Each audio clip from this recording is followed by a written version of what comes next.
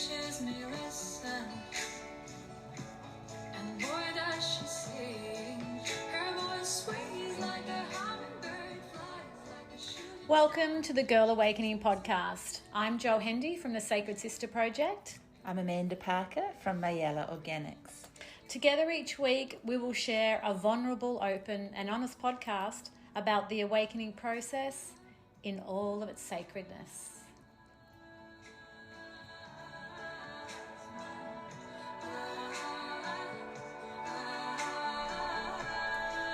Hello listeners, welcome to Girl Awakening episode 7. Yay!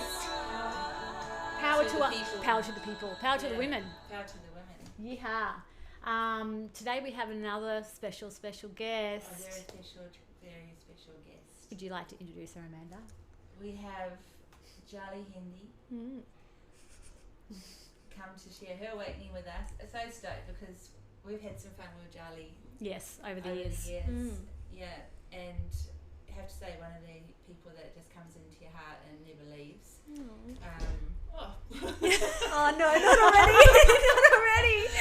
I'm getting emotional. And full admiration to you for coming in and just being with us in this space where, you know, we share and talk a lot about everything that is part of The awakening the process. awakening process and whatever that may be. For the individual. So Jaali also happens to be Jo, co-birther of Girl Awakening's daughter. Yes. Yes. She is. So it's very even more special. It is. It's very special. She's my darling, my girl, my sidekick, my everything. Yeah. Yeah. So we had Chrissy on. Chrissy was our first ever, which is my bonus daughter, and then Jaali is Trevor and my daughter. She's 19. And Going on 35. 55. A wise one. Welcome, Jaali. Oh, thank you. I'm so happy to be here. Yeah, it's so nice to have it's you. nice. I'm a bit nervous. I've got butterflies in my stomach. It must be that red chair. I think it's the red chair. The red chair. I'm in the hot seat. It's like the red table, but we have the red chair. Yeah. Classic. It's the energy seat. Yeah. So the reason I asked Giles is because although she's 19 and she's really only lived a short life so far, a big one, but a very big one, and you've had a lot of experience in that in so many areas. And me being mum, which I dropped that label a long time ago with our kids, but when the kids were growing up, just a little side note is that Trevor and I always had safe time with our kids. So safe time was if the kids were having any difficulties around anything, we allowed them space to say whatever they wanted, and that also was open to swearing as much as they needed and any word they wished. And if it was about us, we were never allowed to give any feedback or input. We had to zip it, and then that safe time was almost like time capsuled away and was never spoken about again. Yeah, just to get it off the chest. Yeah. Really. So Jaali, I'm allowing you safe time today. Thank God. I haven't had safe time since I was 12. This is constant safe time at the moment. Yes. But a beautiful way as parents to allow your kids to be able to freely speak about anything. And when we say anything, we mean anything. It could have been around, I don't know, boyfriends, girlfriends, us as parenting, the way we parented them at school, or even if they just had stuff on their chest, it was just about them being able to get it off and us not having any judgment or any view on it.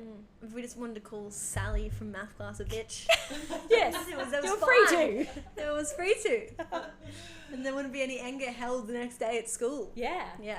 That was done. Yeah, we'd talk about that too. It's actually such a great thing. Yeah. It's one I of think the it's best things. just even listening to it, it feels very liberating for Oh, everybody, yeah. you know, to have that and not have it be something that carries over. It's just like zip it, done. Yeah. Totally. Let go. And it was very, like, in the way that you say it was such a safe space for us as kids. Because, like, whenever we were feeling angry or sad or whatever it was like, oh, Mum, can I just have some safe time for a second? And sometimes it would just mean us crying. I would cry and tell Mum I didn't like her and I wanted to be my mum. be me yelling about how much I hate my brother.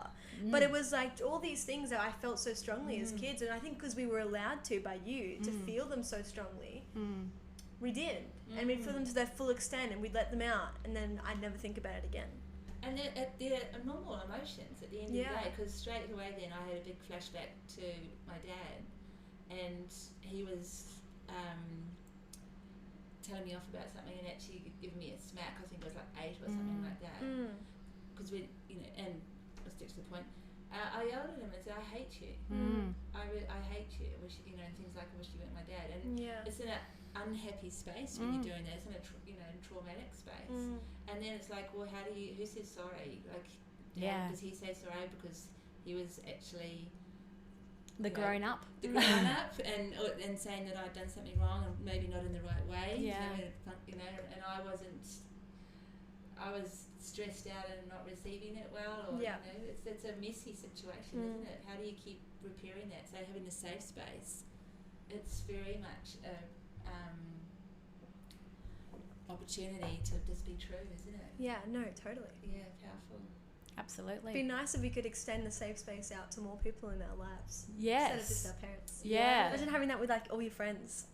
Wow. Like how incredible would that be? Yeah. Just to like because I feel like friends are more of they're like a soft spot. Yeah. And for me anyways, like I can't, with friends that I love and I'm not that comfortable level to just like get upset with, I wish I could just have a moment to be like, oh, what you said actually kind of hurt me, or like you're annoying me, like instead of having to ruin a friendship, because I feel like that can sometimes kill it off. People don't know how to receive honest feedback.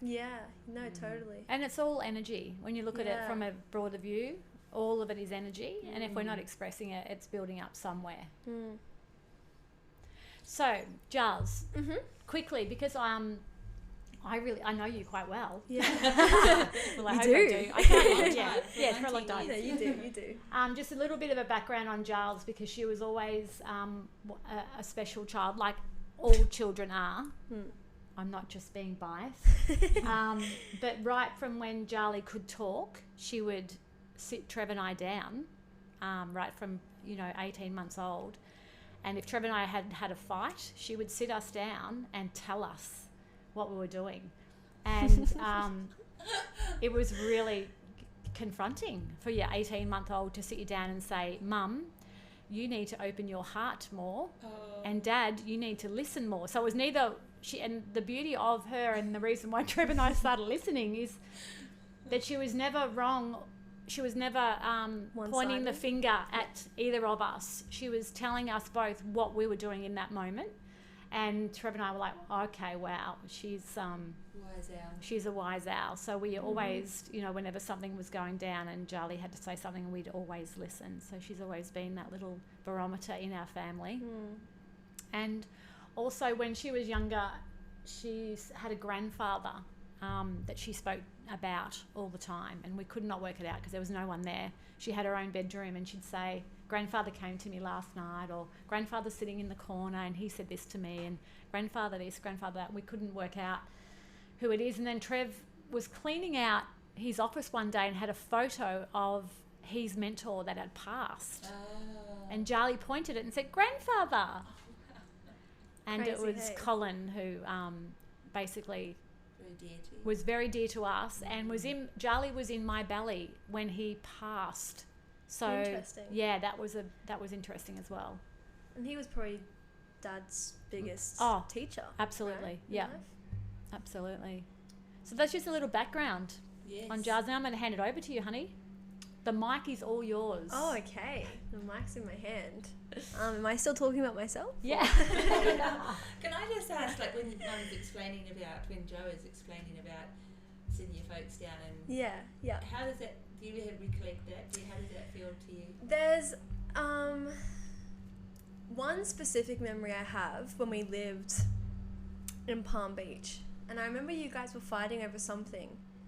I think it was right after we did like a green diet together where we just drank celery juice and ate avocado. Yum. Right? So obviously when you start detoxing your body in that way, a lot of energy comes up. If you've ever done a detox, you know, some shit comes up. Yeah. And I think it was just And after out. that. Oh yeah, it comes out and then up. And I think just after that, you guys were fighting about something. And I remember sitting on the couch with Dad sitting on the table and you sitting on the couch next to me, and crying my eyes out to you guys because I could feel how much pain you were both in from that. And I, like, growing up, my biggest fear, and it's still my biggest fear to this day, is Mum and Dad breaking up. And I don't know why. I'm not sure exactly what it is. I think because it wasn't like when you and Dad weren't together, I was still happy. I never had like, oh, I wish they were back together. Like, I didn't understand it. Yeah. But as soon as you were back together and I felt that love of my connected family back and living with both of my brothers all the time and seeing my parents all the time instead of having to have this split up time, I never wanted to lose that again. So I was always feeling into it, whether I knew it or not, whether I was conscious of it or not. Whenever they were upset or fighting, I was always feeling into it. Yeah.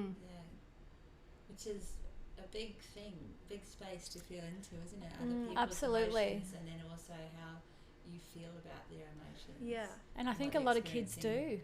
sadly. I think a lot of kids do feel it, but they don't communicate it. I think all kids do. All kids, yeah, absolutely. Well, when you think about it, like how it's kind of impossible for you to not have a connection to it because your parents' connection and love or not love, whatever it was that they shared, is how you were created. Yes. So you are literally a creation of that feeling. Yes. So you would have a connection to it, you know?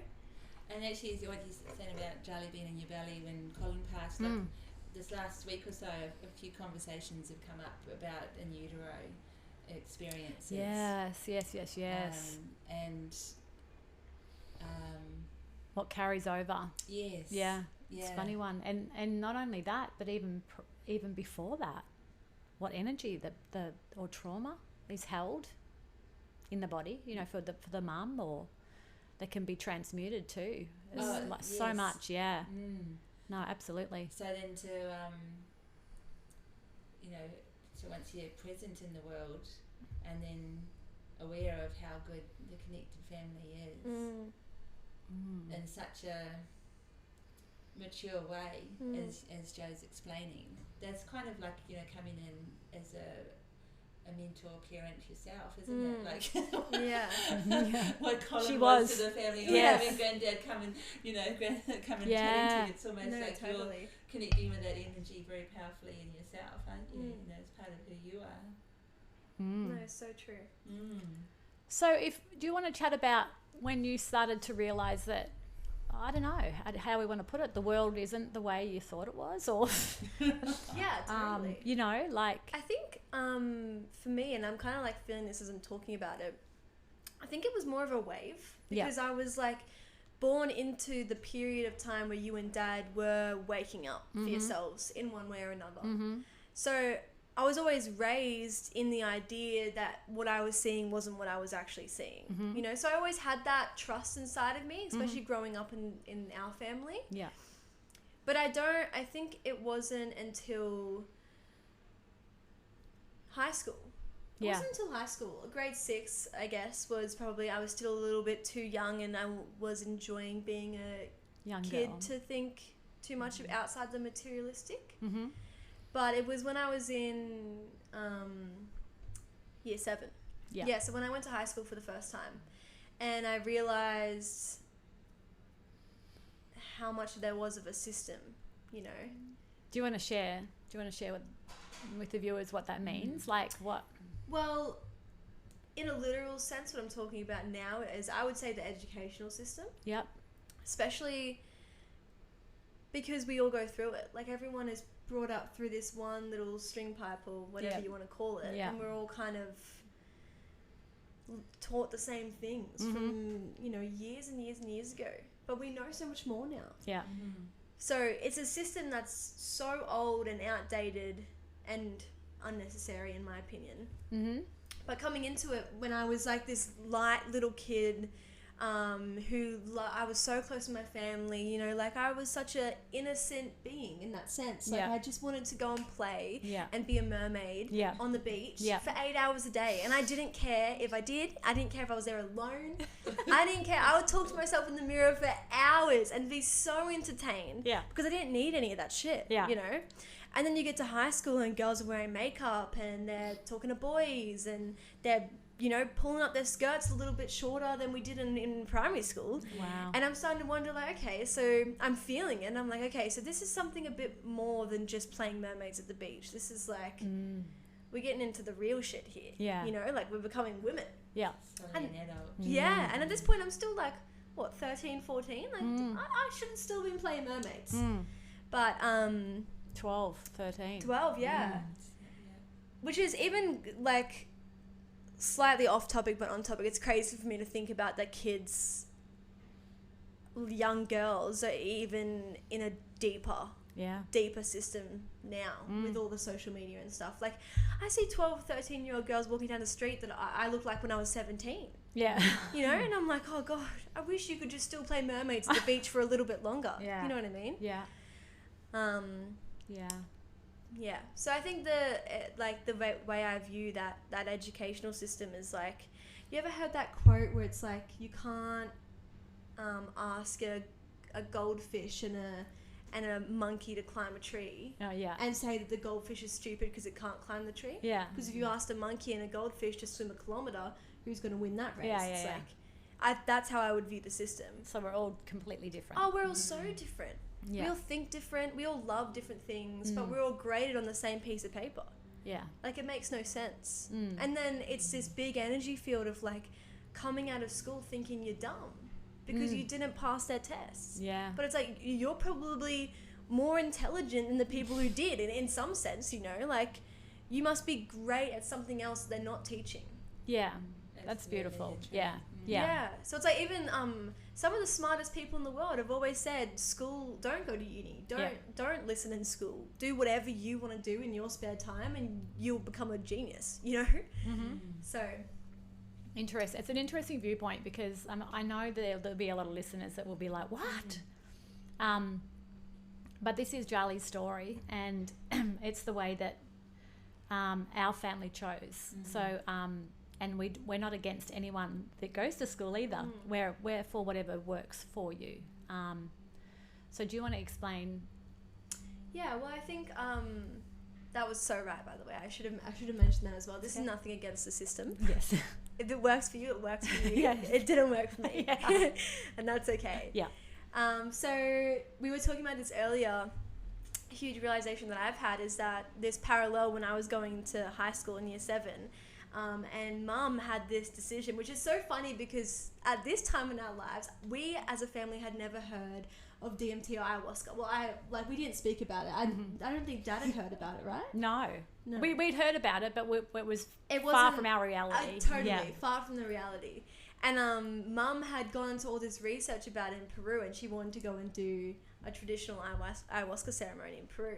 And I remember Dad flipping out. How funny is that? Dad was like, this is a drug, like, blah, blah, blah. Obviously, just his energy feels a normal reaction. Yeah. As you would, a normal reaction.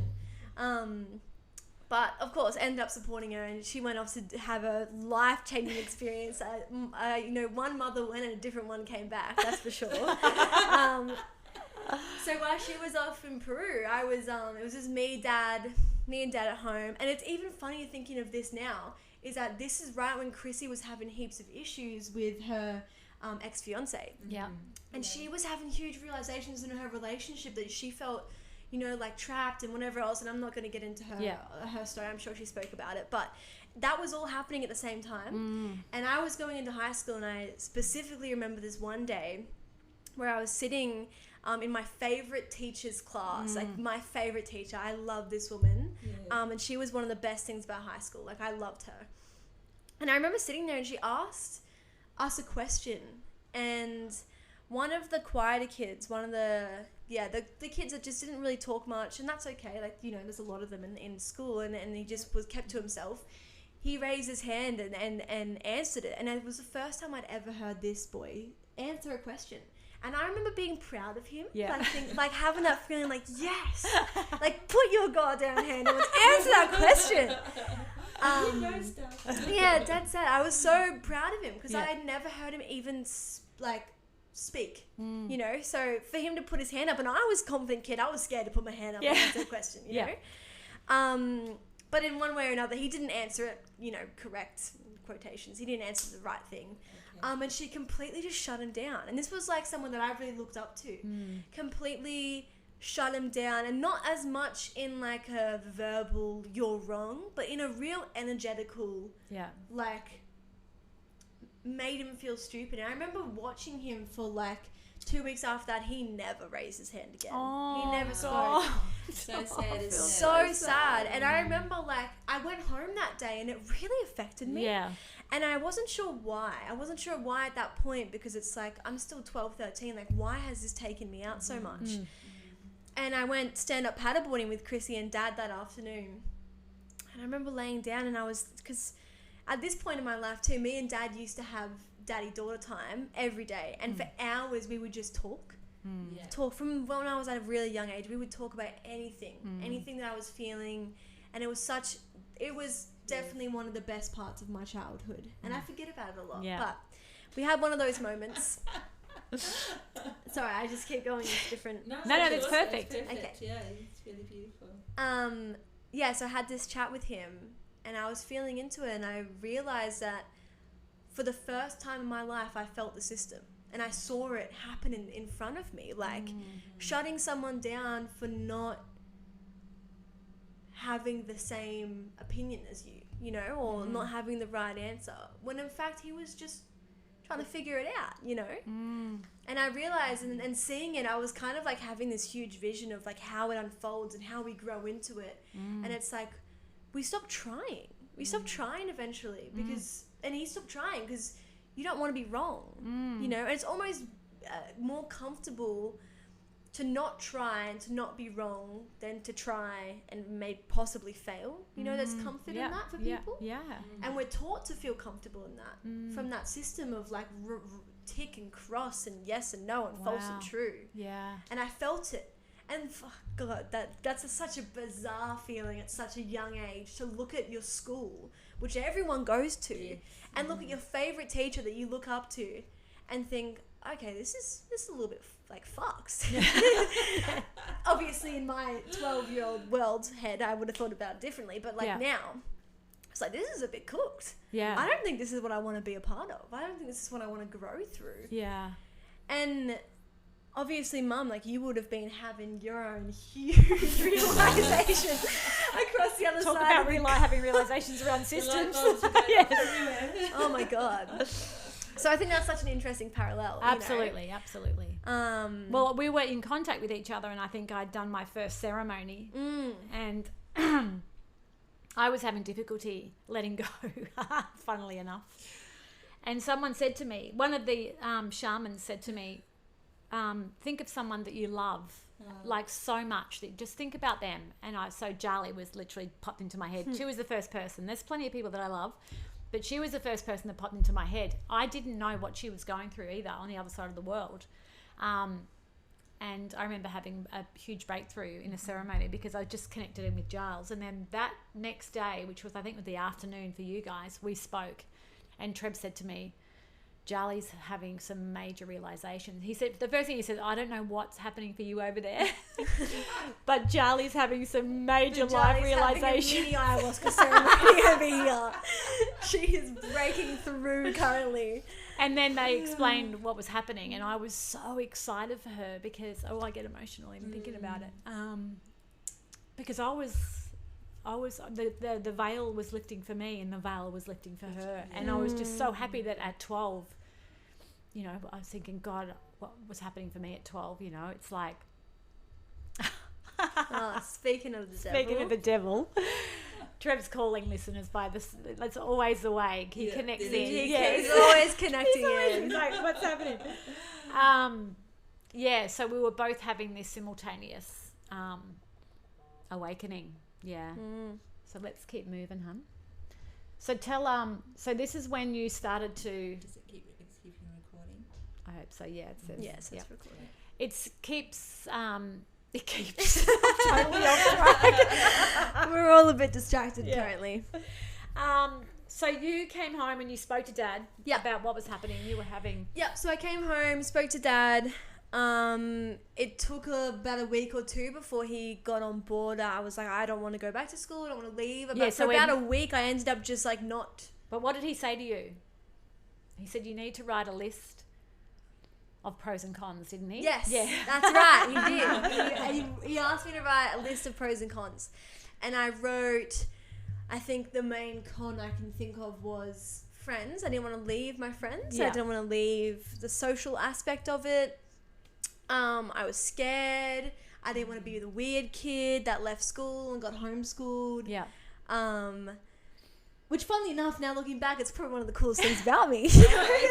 Like, whenever I tell people I'm like, I was unschooled, I was homeschooled, they're like, oh my God, that's so sick. I'm like, yeah, I know, right? So we have to talk about that because the other thing was that Treb said, she had to go and research what homeschooling was, Yeah. or find ways that that you felt were going to work for you. Totally. Yeah. So what did you find when you went? So I looked into a lot, because originally it wasn't just I want to be homeschooled. It was I don't want wanna be something at school. different, I you want know? something So like I looked into a lot of schools that had different curriculums. So they didn't go off the standard educational system, and they went for like a more, modern kind of idea, which still now is like such an incredible thing. If you want to get out of school and but you don't have the time, or no one has the time to teach you, definitely look into these more modern style schools, because it's incredible what they do. Yeah. It's just a lot of money, and we couldn't afford it at that Yeah. point, so it was like, all right, homeschooling it is. I looked more into it, and I found a curriculum called unschooling, Okay. which is basically a curriculum that has no curriculum, Yeah. and you follow a basic structure of like pretty much maths and English Yep. for where you're at. So whatever grade you're in, you got to do the maths and English for that grade, and you can do literally anything else you want, and you can from any point or any sorry, pardon me. Yeah, anything. So like sports. So sports, what music, it yeah, or, what it sort of is, thing. it's called, it literally is called unschooling, and so you take the child from the school system and you do nothing with them for 10 weeks. Wow. And they say that gets them out of the mindset of the 9 to 3 aspect of schooling. I forgot about that. That's another part of the system. So you withdraw them from school, and then you do nothing for 10 weeks. So you basically allow them to get back into that childlike play where they get up and they do what they like to do. So it's more getting them from the head back into the heart space, because we lose touch of the heart space and go into the head space when we go into that system. That's just my view, and the unschooling view. So we took Giles out for the first 10 weeks. She did nothing, and then we found a little teacher. Yes. Kel. Yep. Beautiful Kel King. Sorry Yes. to name you on the podcast. best part of the homeschooling. She was incredible. So what did you do? So pretty much after we focused mainly on things that I wanted to do, what I was interested in. So I was really interested in the solar system and astronomy and astrology and cooking. We started a cooking YouTube channel, which is so interesting. funny. I got to go back and look at that now because I totally Yeah. forgot. We'll put the link in there. Don't Yeah. worry. Yeah, I think it was like Hendy cooking or something School. like that. Hendy cooking school or Hendy something like cooking that. school, something funny. And she would feel like, oh my God, the best woman ever for where Yeah. I was at. She would film and edit all of the videos for me and post them on YouTube for me amazing. and buy me the ingredients and give me recipes. Like, an She was absolute incredible. So you got angel. to be very creative. Oh and- yeah, she just gave me the space to be creative and almost in a way be weird, like yeah, she was beautiful. I love Kel. So yeah, I did that, and you know what, that we didn't do that for a very long amount of time. No. Because we ended up traveling. Yes. We went to, was it America that we went to when that ended? Yep. Yeah, so I worked with Kel as she was my teacher for 10 weeks, I'd say, maybe Something like that. something yeah. like that, 8 to 10 weeks. Then we went to America, and So many people have said to me, and I say this now, is that you learn so much more getting out of the desk and just walking around and doing different things and traveling than you ever would just sitting on a laptop. And it depends. Like, if you want to learn something about one subject, yeah, of course, sit at that desk and read and learn and write, because that's such a beautiful thing. I don't want to take away from that, because learning in that way, in that sense, is an amazing part of being human, you know. But well, you created your own website, and you created the blog, which you wrote some God, amazing... the blog. How funny is this? I feel like, that's what I'm saying about my memory. Some of this stuff is just going into the iCloud drive. I don't know what's happening. I'm having the core memories out of Inside Out happening right now. Yeah. I started a blog. Oh my God, the blog. That was blog. really amazing, I'm because you were proud like of that. expressing yourself. I wrote a book. I wrote a book. I forgot about that. Had like 14 chapters. Wow, it's no small book. Yes, I know. I had a great little book. I loved that. You started to learn Italian. I took Italian for 7 years. Can't remember a lick of it. I took up so many things. What else? Special effects makeup. I got really into special effects makeup, Which is pretty awesome. which was so much fun. You did a course on that. I did a full course on it. Yeah. And I used to, when I was homeschooled for those 3 years, I was so into makeup. I loved just creatively putting on makeup, and I would always do just like funny looks. And I would spend every single dollar that I made from my little Sunday job on makeup, and I would spend probably 5 hours some days just putting on makeup and then talking to myself in the mirror, like doing like a tutorial, like I had a YouTube channel, and then I would just take it all off and just get on with my day, go for a surf. I was also doing surf life saving at that point. Yeah. So I was really into like a schedule of getting up at 4:50, going for a swim for 2 hours with the squad. And then I'd get home, make breakfast. It was really healthy. Like, honestly, I was such a healthy kid. And I hung out with everyone older than me. So I think I probably matured a lot in that sense, because I was always surrounded by people. Sounds like you're very older. self-motivated as well. Yeah. To explore things and to follow what you're interested in. Totally. To a great depth, not just kind of be skimming across. Exactly. And I think that's what exactly unschooling is about. You know, that's why you get taken out for 10 weeks, because you have to learn to find the things inside of you that you want to explore and you want to know. And then once you find those things, it's not like anyone has to tell you, "I'll go and learn it" or "go and research it." You want to. You want to know. Yeah. Like, I spent so much time just learning things and writing things down, like Hollywood and like the Illuminati and all that kind of stuff. Like, I got so into it for a period of time there, and American politics. So many random things. Like, oh my God, the 18, 19 election? 16? Yeah. 16, And then 2020,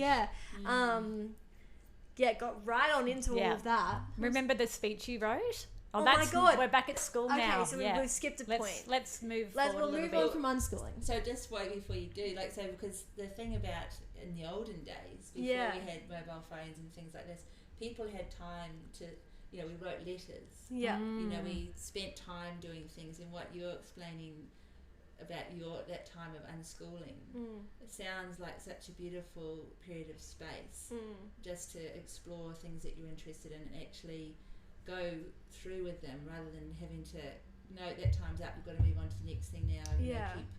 Keep it's also structured, isn't it? Yeah. Not being in that flow of exploring and learning and what that creative capacity moment was, like whether it was cooking or writing. Yeah, no, exactly. Yeah.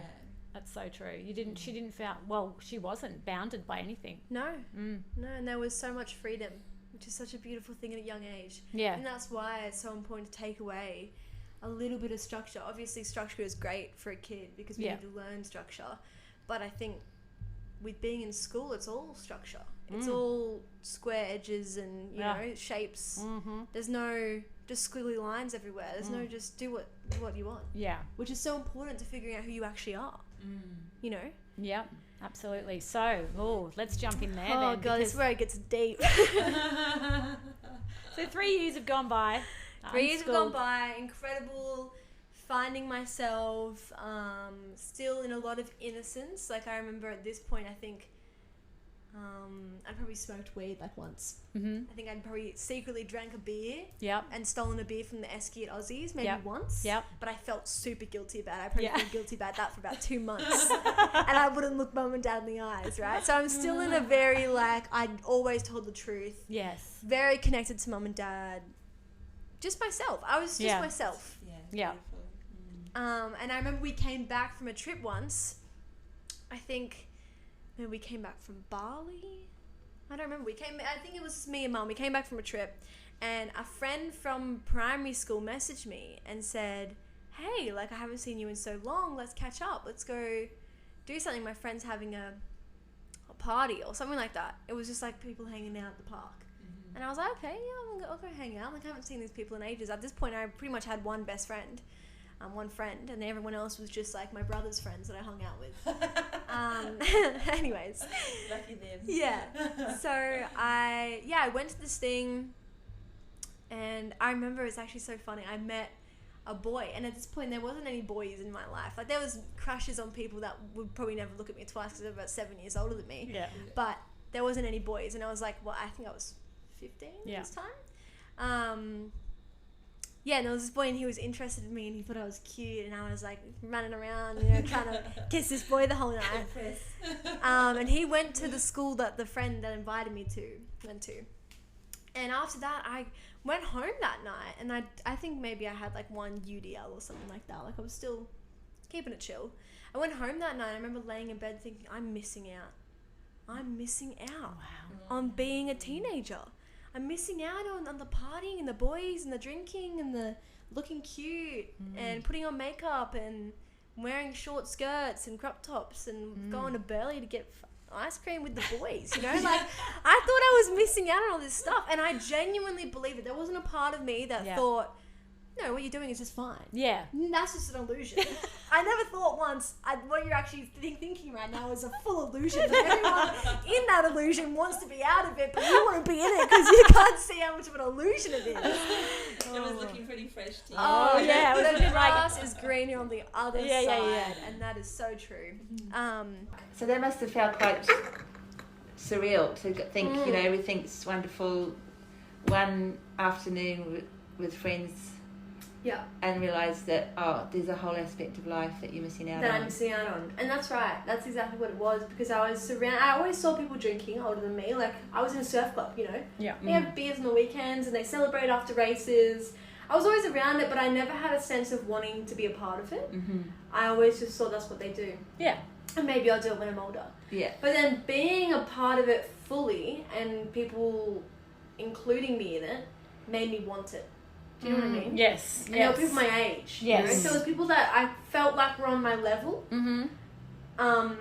And didn't intimidate me like the older kids did. Yeah. You know what I mean? Yeah. So anyways, after that, come home, next day, mum and dad, sitting down, I want to go back to school. Mum's become an advert of unschooling. Yes. We've just been My heart just advertising fell how out of my- great unschooling is. Yeah. And I'm just like, you know what? I want to go back right in the shitty part of high school. Yeah, exactly. Year 9. Year Year 10. nine, Year 10. year Year 10. Year 10, 11, 12. Yeah, Back big in there. times. Oh my God. I was freaking out. I remember the first thing I said to Jazz is why, and she said, "Well, I want to do a formal. I want to go back and hang out with some friends, and I want to experience life." And I was like, "Okay."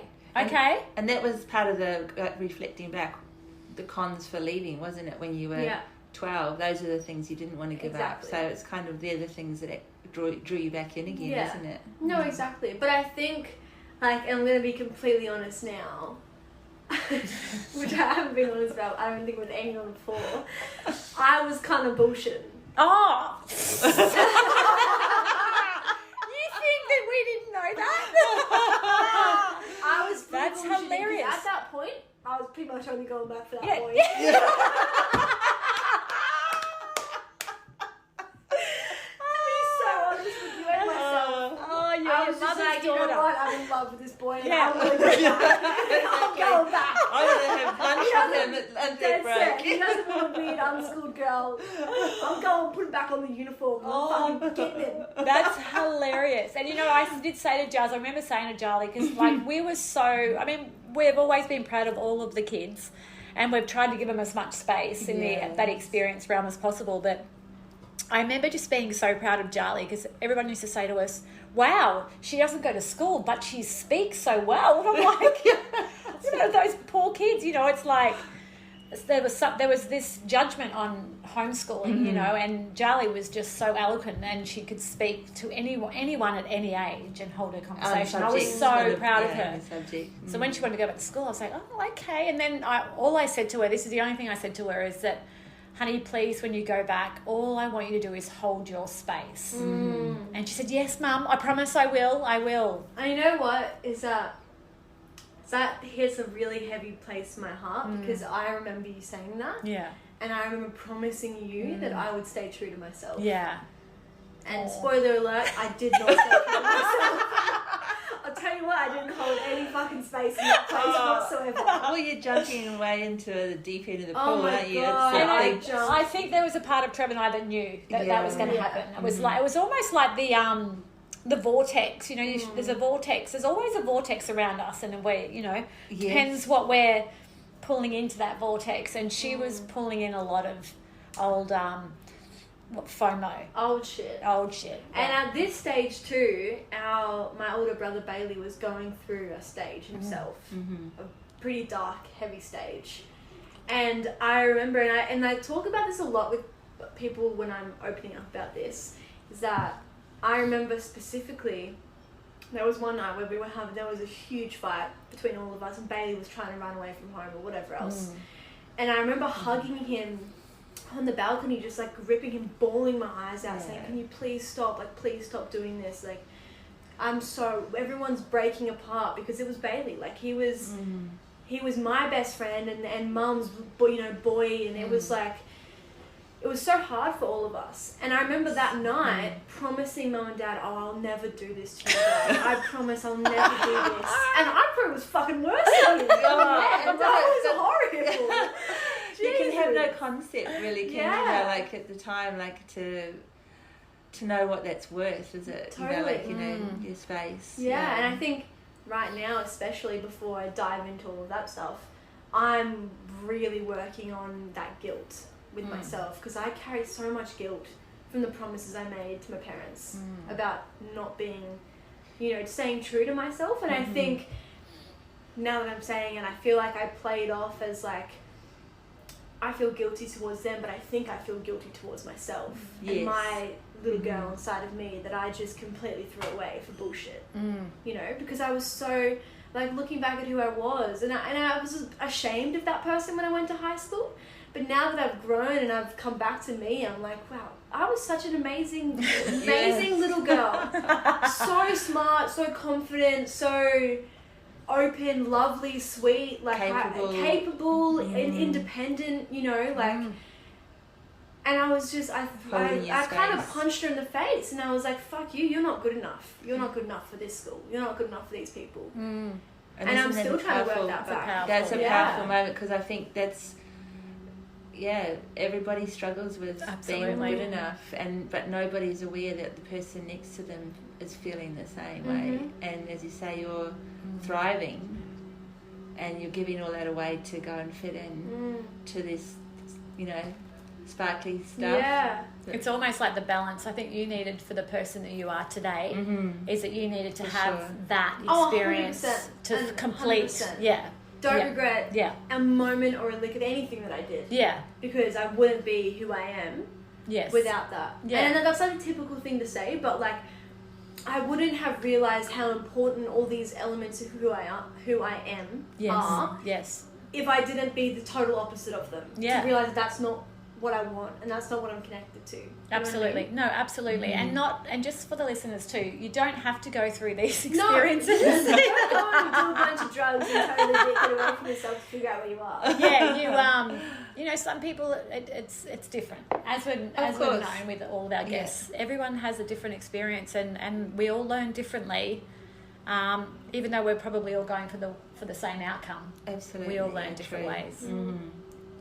And we all get lost in different ways. Yep. More to the point, don't we? You know, like some people, how we get lost is really the thing, isn't it? Totally. So what happened in that time, Jazz? What? So You went back to school. went back to school. I was excited, and I will be honest, like I did for the short period of time during my first year back, I did stay true to myself.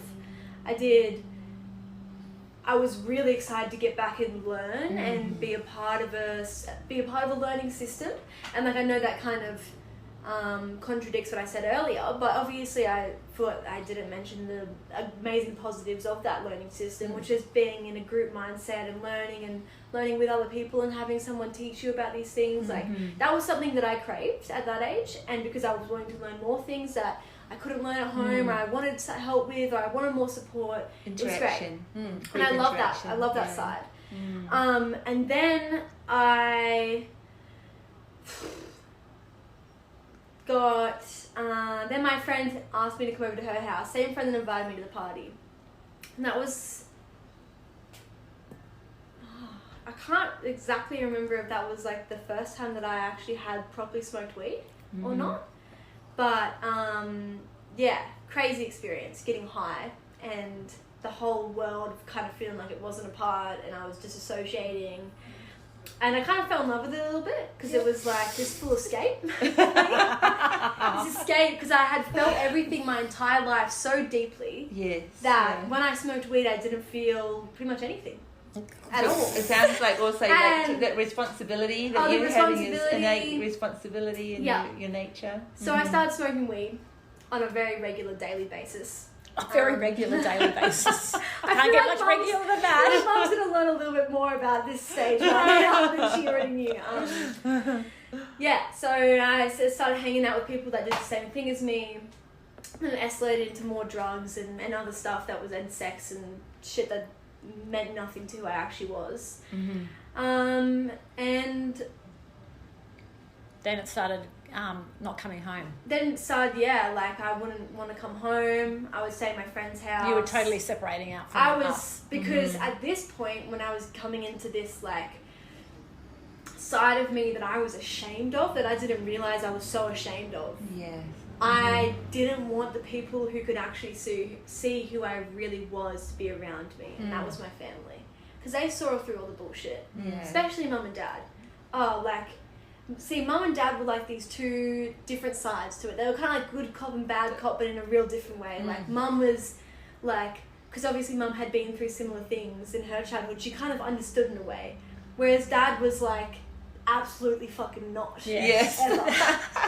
Ever. As a little girl. And he's a little girl, and he would pull me up on it all the time. And we would have huge fights, and I was so... Look, at this point, like, the further I got into it, I was so depressed. I hate to use that word depressed, but I was just, like, down so fucking low in who I was, and so ashamed, and so much guilt, and so much separation from the people who truly cared about me and loved me. And it's not to say that the people I was hanging out with weren't good people, or they didn't love me. They were just stuck in their own cycle, or their own lesson, their own trap, and they couldn't help me out. And these were the same friends that you were at primary school with? No. Some of them were, but I ended up separating out from them. And they ended up going down a whole different path. That I'm actually, I hope they're okay now, you know, like, but different paths. I'm glad that I kind of veered off a little bit, but I still did just as bad. And it's an interesting one as a parent, because you want to help so and you want to hold on, and you want to get angry, and you want to yell and scream, and there's a part of you that knows that that's not take going them to and help. lock them away from it all and keep them safe. So basically Trev and I, we literally had to almost like let go and trust that what she knew already and what she'd been brought up with was still inside of her, because there were some times where she would be gone for a couple of days, and I would be in an absolute mess, and Trev would be like, let's just call her back, and we just try and reach her, and I had to trust that that you'd that, hear it. yeah, what she knew Yeah. and what we'd taught her was going to be enough. Because the more we tried to hold on, the more she wanted to run. No, it's so true. And it's so funny now that you're saying that. I remember the first time I actually ran away was when we were in Melbourne. And one of my old friends from when I was unschooled had got someone sent her a photo of me smoking weed. I think a bomb or something like that.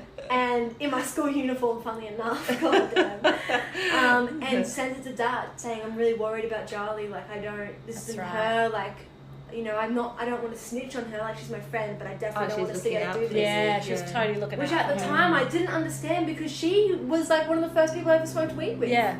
Like she was just as bad as I was, but I think because she was a little bit older than me too, she was like, Jaali's not doing this. Yeah. She's not going down. She's not becoming this, you know? Like, and I look at that as such an appreciation now. And I would do the same thing if I saw someone else doing that. Takes a lot of courage, doesn't it? Oh, yeah. You know, to do that too, because you can lose your friend. 100%. But it's always worth it. So grateful for her. I don't speak to her anymore, but like I always got a love for that person because she made a big difference in where I was at. But yes, we were in Melbourne and they told me, you're grounded.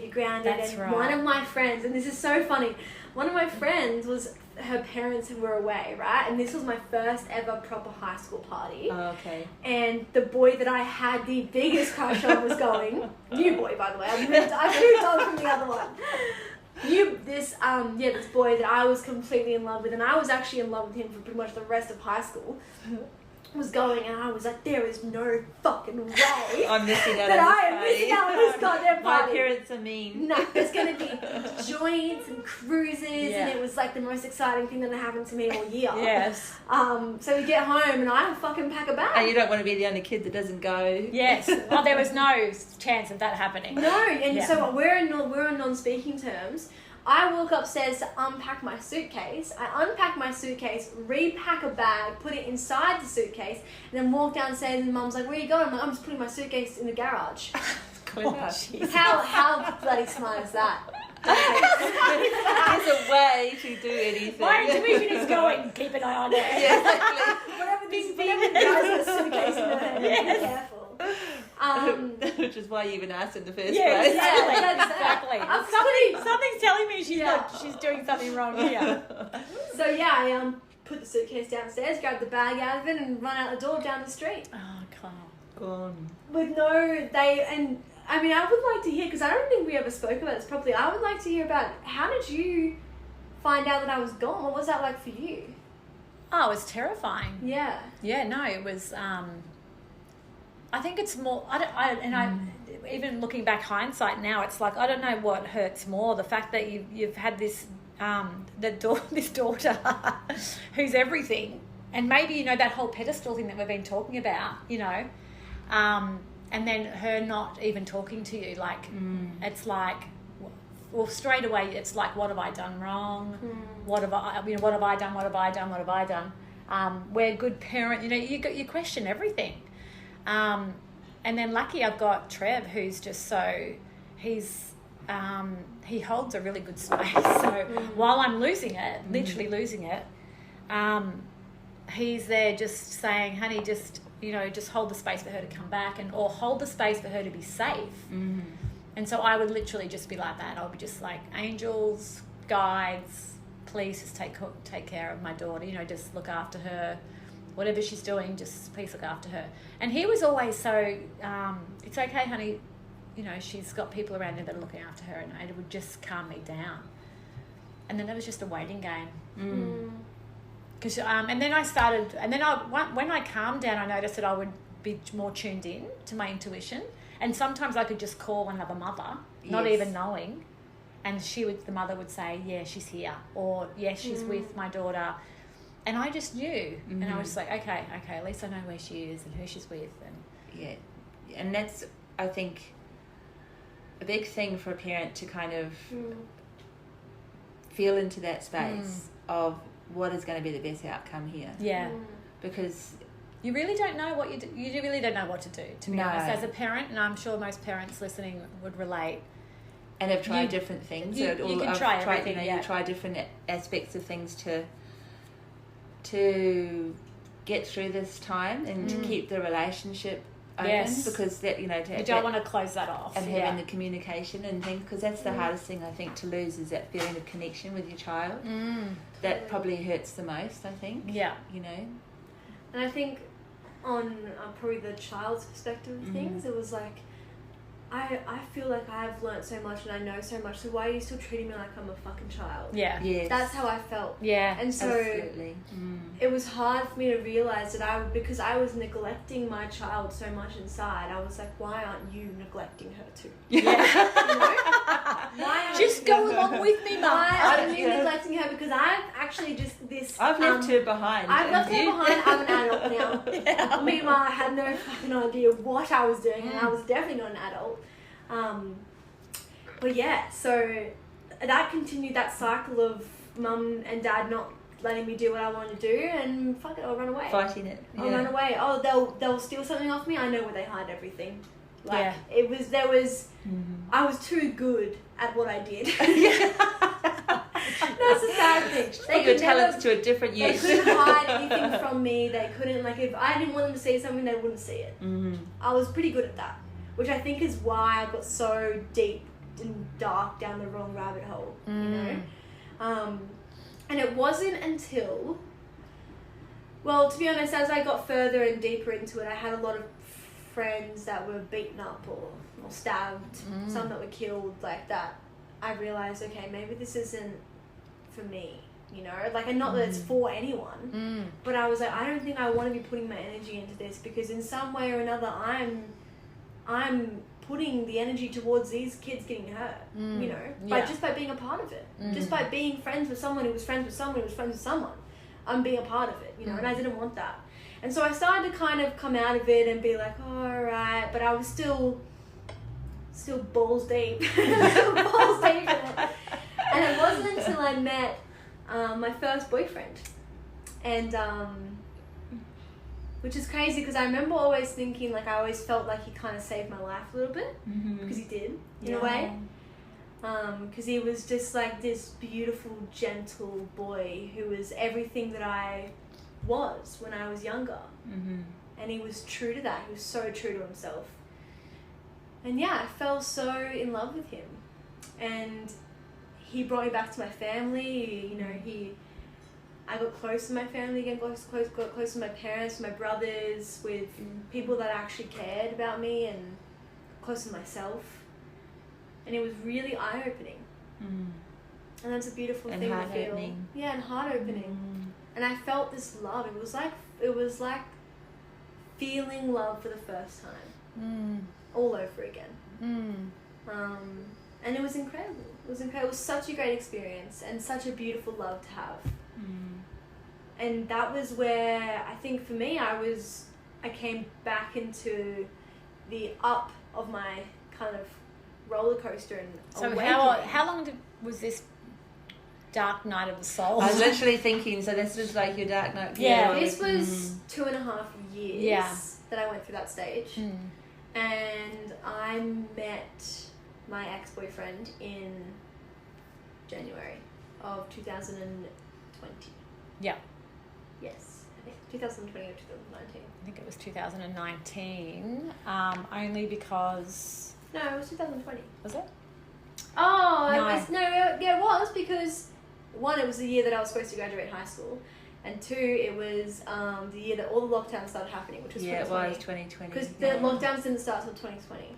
March 2020. Yeah, because I remember that specifically being when I was with him. That was a big year to have all the lockdowns. As you say, like your final year Yeah. after. So, would you say that would be like an awakening time? 100%. Like That was the biggest one for me, because, and it's funny how much it coincides with the universe, because we were having a full global wake up. Yeah. Right in 2020 was like one of the biggest global wake ups. so much.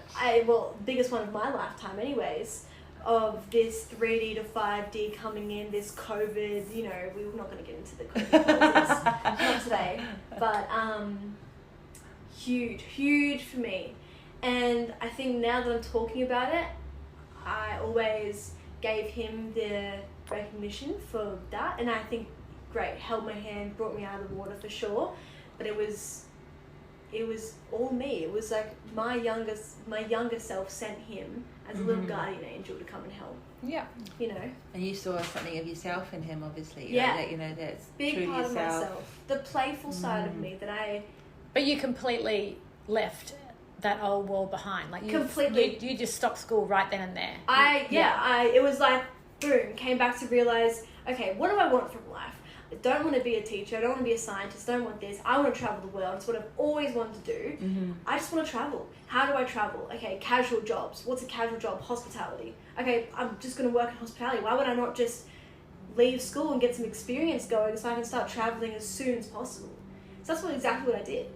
Yeah, so you left, I think she left school in... I left in February 2020.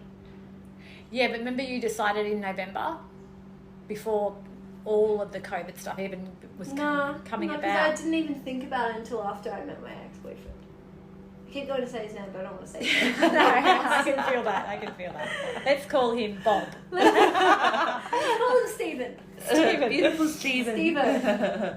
Yeah, so now you've completely left that old world behind, and you're now with the Bob or Stephen, aka Stephen. Bobston. And we've actually moved house and everything at this stage too. Full life upheaval change. Yeah.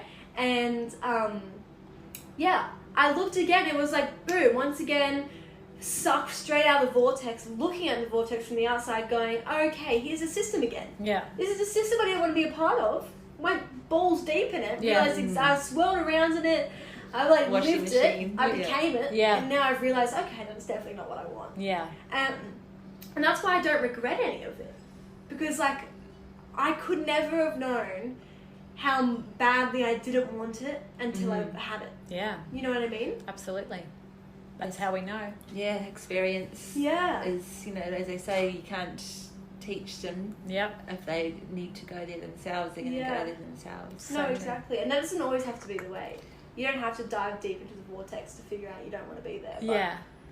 I think you needed to have that experience too, because you've learned a lot around manifesting and, you know, how powerful you guys are. You all are at creating what you want, not what you don't want. Yeah. No, totally. And I think since 2020, I mean, we're coming into 2023 now, for me, since that has just been a never-ending awakening. Like every day is something new. Every time I think, the thing about is like for me, anyways, in my opinion, the thing about waking up and beginning your spiritual journey is once you start, it never ends. No, it never ends. No, there is no ending to this journey. No, and that's why I always kind of have like a little giggle to myself when you know a spiritual teacher or something thinks that they've reached the end line. It's like, well, then you're not there. There is no goddamn end line to this. You're just continuously learning and growing and falling and getting back in the vortex and getting out of the vortex. Like, it's so much forgiveness for yourself. And that's been the biggest thing for me, is that just letting go and forgiving myself for everything. Like, okay, maybe I lied. Okay, forgive yourself. That's okay. You lied. Yeah. You're only human sometimes, you know? Like, you can't be a celestial goddamn great being all the time. You can. Yeah. But sometimes with a dibble dabble with the devil, you know? I just wanted to quickly chat around relationship, because we had a beautiful chat this morning around that. Yeah. And what you've been learning around attachment and relationship and what that means for you. Yeah, no, well, I was me and my current partner, we were on the beach today, and I was kind of feeling like I've been feeling it lately, is I feel like we're just friends when we hang out, because we just have this friendly, like, best friend kind of way, like how I feel when I'm, you know, with my bros. Yeah. And in my head I was like, is this wrong? Like, because in my past, you know, experiences, it's always been overwhelming love, whereas this is like very calm. We're just, you know, we're good in each other's space, and it's so peaceful. And I remember I was saying to him, I was like, do you think it's weird that we kind of got like this, we seem more like friends, you know, than lovers when we hang out? He was saying to me, I think like something he's been realizing in our relationship is that there's this whole stigma in the world that you have to become one person when you're in a relationship, and you have to be all over each other, you have to be obsessed, and you have to be this and that and this and that. It's like, don't do this and don't do don't that. and don't do this and don't do that, and regulations. don't talk to this person and blah blah blah. But it's like there's something beautiful about this relationship I'm experiencing, and I can only talk for myself. I can't say anything's right or wrong. Is that it's like he's just himself and I'm just myself, and we're just enjoying being ourselves together, you know, in this way where it's like I have no doubt of anything. Like with him, it's like if I want to go do something different, if he wants to go do something different, because we both love traveling, we're both pretty much world travelers, and we move around and we love that. But we have different passions in that sense. So I don't have any fear around having to do my own thing, and I think that has brought me so much peace recently. Well, to have that connection Yeah. and wanting to be in each other's space Yeah. and enjoying being in each other's space without losing yourself. Yeah, that's what I was going to... My sovereignty just came to mind. Yeah. You know? Autonomy and- Yes, it's so... I think that's the new way that we're moving into. And even in the form of relationship, it's about... Because I know that even with Trev, he's doing his thing, I'm doing my thing. And the more that I delve into the things that I love doing, the more I love him. No, exactly. And it's not about attachment or anything. It's because I'm fulfilling my love in myself, and I'm loving what I'm doing, and I'm getting so much joy out of it. And I'm filling my cup, and I just have so much love for him. I look at him and just, you know, I'm like, oh, this is so cool. And he's doing his things, and Oh my god, that was exactly the point that I needed to figure out for myself. Because I'm sitting here like lately going, oh, he's doing really well for himself. And even because we had to do long distance for a bit because he worked in the film industry. And I was back here because I like 4 jobs. I was managing one restaurant, working at 3 other ones. Just working me little bum off, which is what I love to do, and so does he. And we were both killing it. Like, we were calling each other at the end of the day when we'd speak. And I'd be like, oh my god, this happened today. And he'd be like, oh my god, this happened. I got promoted. I'd be like, I know I got promoted too. And it was like, there was no worry. There was so much love because we were loving and fulfilling ourselves. yeah. And now coming into this, I think that's why I don't have fear whether it's going to work out or not, or whether he's the one, or whether whatever. Because it's like, if I just continue filling myself up, filling my cup, loving him and loving where he's at and loving myself, and there's no expectation on myself or on him, then whatever happens, I'm exactly where I need to be. Yeah. And there's no doubt in my mind that I won't be, because the more I work on this myself and love myself and be there for me and that little girl inside of me, it's like everything else just falls into place. I don't have to think about one other thing than looking after me. Yeah. You know, and not in like this, not in a selfish way, not in like because not- don't care. still cooking each other meals or this or that. Yeah, or exactly. say let's go for a walk together, let's hang out. You know, it's like the desire to be in each other's company is there, but exactly the meaningfulness behind that is so it's much more, deeper. It feels like it's more like authentic. That's the word I'm looking for. It's like you're not There's trying no performing either. No. Yeah. Not having to perform, or what would they like me to be like so that they will like me more. Yes. Exactly. It's not like that at all. I think that's, and this is the first time I've ever experienced it. It's and it's almost bizarre because I'm like, it's so healthy. I feel like I should start a fight. Like, what has he done today? Pick on your shit off the floor. I need something to like, because it's like, it's too good to be true. Well, that's what happens, you know, when you start, this is what I'm realising, is when you actually start to look after you, and you see it all the time, you know, love yourself first, look after yourself, you know, it's all about that. But what's happening is when you do that naturally, and other people are doing it too, those things that you usually focus on that would piss you off suddenly disappear. And you don't, you know, and it's definitely all about self. It's not, you know, anything that's going on. But we're not programmed for that though, because like we're kind of taught from an early age that it is selfish to put yourself first. Oh yeah. And you know, those feelings of guilt and come in for so many reasons. And the hardest emotions to shake, they sit with you Totally. for a lifetime. There's no real balance, is there? No. In today's society, because it's like you're either too shy and not confident enough, and you love yourself more, or you love yourself too much and you need to stop. Absolutely. It's like there's no in between of just like I look after myself and I love myself and I don't beat myself up over shit I can't change every day. Yeah.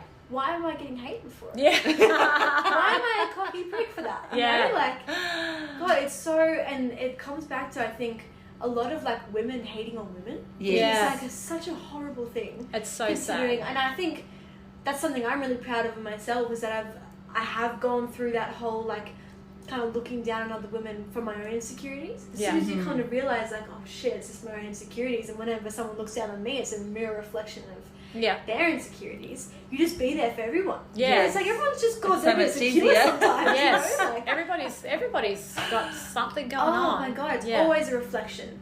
I've been having this conversation a lot lately around the feeling of having to tell people, you know, their fuck ups or whatever, you know, their mess ups or, and I've been realizing that we already have everything going on, everything negative going on in our own minds, that the last thing we need is somebody else telling us, you know, and like just how compounding that is. And I think it's big already for feel that we're a parents fuck too. up Yeah, on some level. exactly. We all have that feeling inside. We don't need anyone pointing it out. And I'm realizing that more and more, and realizing just how we need to be more gentle on everyone around us. Yeah. And, you know, the world would be a better place if we just started really... praising instead of pointing out why Absolutely. they were. Looking at the wonderful things in people and how wonderful they are, and and focusing on that. But if your cup's not full, it's really hard full. It's really hard to do that for somebody else, isn't it? Like if you're not feeling energy in yourself because you've done something good for yourself, or something that make you feel happy, it's really hard to do that for somebody else. No, it's so true. I think, and that's something that I spoke about with Dad a lot when I was younger. It's how we, as humans, we waste so much time focusing on so many things at once. Got to make the wife happy, got to make myself happy, got to save, you know, money for the mortgage and get the house and get the dream car and get promoted at work. It's like we focus on so much that we don't actually get anything we ever want. You know?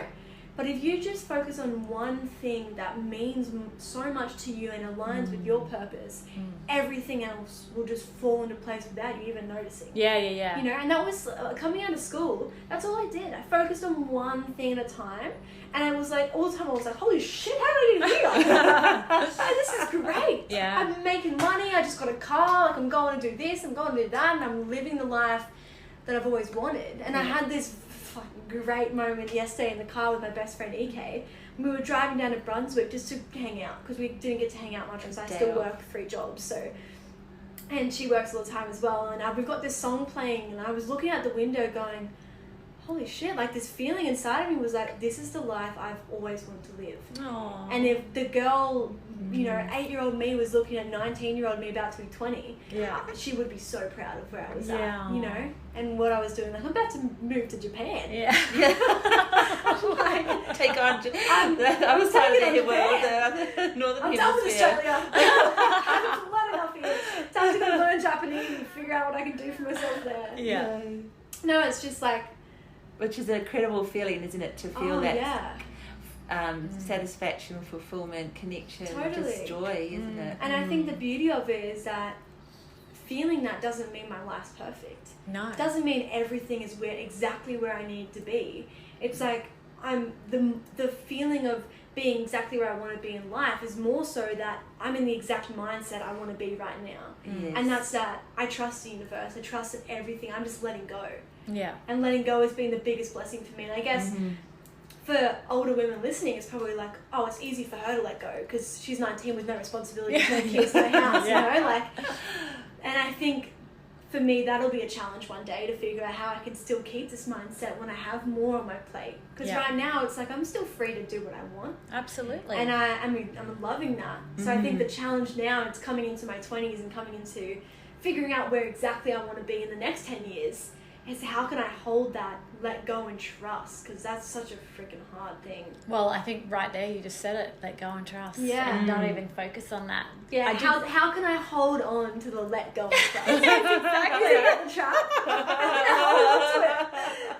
That's Slippery little sucker. Yes, exactly.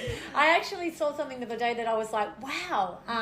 And I can't believe that I'm only learning this right now, but that anxiety is all about thoughts of the future and depression is all about thoughts of the past. Yes. And I was like, whoa. Yeah, light bulb. mind blown. Like, that just blew my mind. That and blew it's my like, mind. yeah, it's Crazy. like, okay, because you hear all these people that have anxiety or have depression, and you know, it's because they're just not here now, you know. And like, I know it's such a cliche saying, but it really is, you know, if you can really just be wherever you're at in that moment. You have to train yourself, and that's literally what was getting from what you were saying, is like what you're practicing now is your way of living, a way of being, is kind of going to be your hardcore default way of operating. Yeah. If you can master this now and carry that through with you, then that is your way of being, isn't it? No, and totally. not that it's always going to be So easy, true. or that there aren't going to be challenges around that, or you know, because mortgages do take a lot of effort, or kids, you know, all those sort of things. But it's like it's a mindset. It's the way It's of, so true, and we it's are overriding the way that we've been programmed up till now. Like, Absolutely. Why does it have to continue? Exactly, and I think that's what's happening too, and that's the blessing of all these young people coming through, that you guys have a new like template. You know, there's a new blueprint being formed that you guys can create, you know, infinite possibilities from there. It's like we've grown up in this world that's been so systematic, and it's like No, so true. there's definitely a new template being formed, and you know, And a divide as well. Yeah. In that, because coming into like this whole 3D, 5D world, I mean, this is just from my perspective, being 19 and being a part of this, you know, Gen Z kind of thing we've got going on with TikTok and all the rest. yeah. There's such a divide in people who are waking up and realizing, I want to experience and I want to love and I want to forgive and I want to let go. And there's the whole other side of people that, I don't want to get too much into it, it's way too political for me to talk about. But the ones that want the job and the job, and then getting Yeah. so far away from who we actually are, you know, and the trap and the famous and money and out of touch, like so out of touch. Yeah. And I guess it's everyone's own lessons. Yeah. There's no judgment. There's no like, oh, you're wrong and you're wrong. But it's like more so now than ever. I'm like, my friends around me, especially, are like waking up and they're doing what they want. And they don't have this pressure of need to be this or need to be that. They're just loving themselves. Yeah. And it's such an incredible thing, because I've been realizing this for a few years now. Or my whole life, I've been kind of fed this idea. Yeah. And I'm coming into it and I'm living in it. And now all these beautiful people around me are living in it. It's like this whole energetical shift in the world, in my generation right now, is incredible. It's like, we're starseeds, right? Is that what it is? We're all starseeds. Well, they say everyone. Yeah, right. In this lifetime's a starseed. Yeah.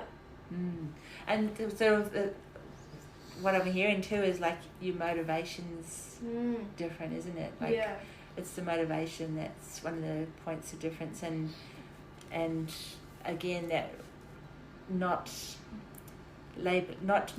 putting yourself into that box of having to do what's been done before, or, you know, by staying in the same job for, you know, my mum's dad had a depression in the concrete where he stood in his job at the workbench for 40 years. Wow. When he left, I mean, that was his one and only job his whole life. I mean, that's not the that way long it's ago. been. I was going to say, that's the way it's been. That's the way it's been. Whereas Gen Z you work the is one like, job and then you retire, you know, and then you travel around Australia, whatever it is. But I get what you're saying. It's like there's been this shift that people can create whatever they want to create, and to you know, trust that, okay, if I don't stay here, I can find something else that will be in line with what I'm craving or desiring, or and doing it in a way that has integrity and things like that. It's not about the slash and burn or those type of things, but being true to self and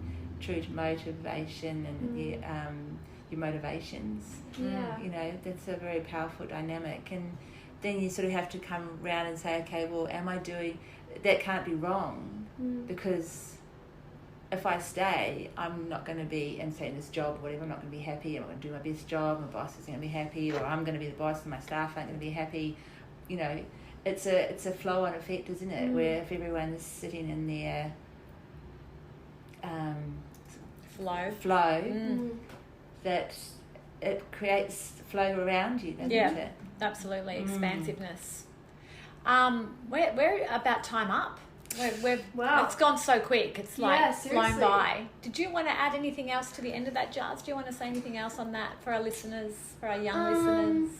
I think probably my biggest thing that I'm working on right now, and I think everyone else should remember, is just forgive yourself. Especially forgive the people around you.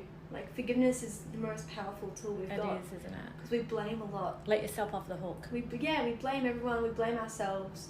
Just forgive. Yeah. Forgive and let go. Holding a grudge against you or anyone else is not going to help you grow. You won't go anywhere. It's like a bloody chain being wrapped around your waist. Tied to your bed. You're not going anywhere. Yeah. So just forgive. Let go. That's beautiful. And love yourself. Yeah, like the tattoo says, let go and trust. Let go Surrender. And trust. And I've got I love you. Right in my booby. Yeah. Well, on that note, I love you. I love you. I love you. I'm so happy to be here. It's been amazing. Thank you so much. Yeah, thanks for really coming.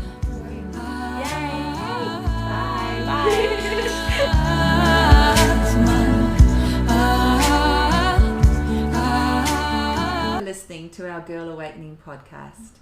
We will see you next week with a new guest, and we look forward to sharing with you an awakening.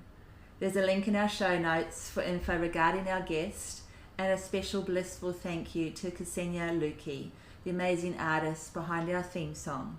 We will see you next week. Bye.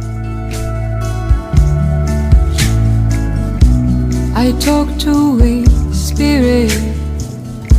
She comes in my dreams.